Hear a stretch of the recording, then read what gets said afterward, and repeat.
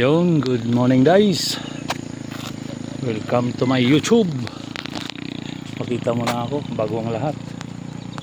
Dapat tayo hawakan ito. Mahirap na walang stick. Good morning, dito ako sa may Bongo Bridge. Nagbabawas lang ng stress. Ang lalim mo. O diba, kitang kita.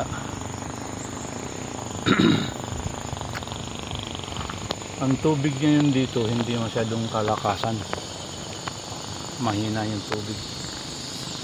Kahit mga may nagdaang bagyo, yung tubig niya hindi pa rin ganun kalakas.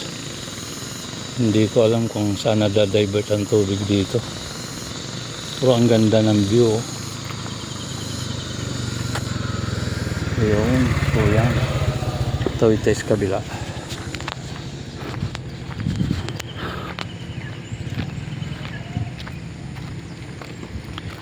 Natapos na rin ang rip trap nila dito. Matibay na, pwede nang ispaltuhin yan.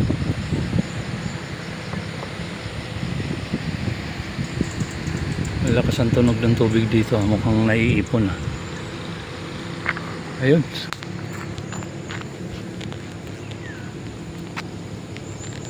Nasasakupan pa rin to ng Calamba. Yun.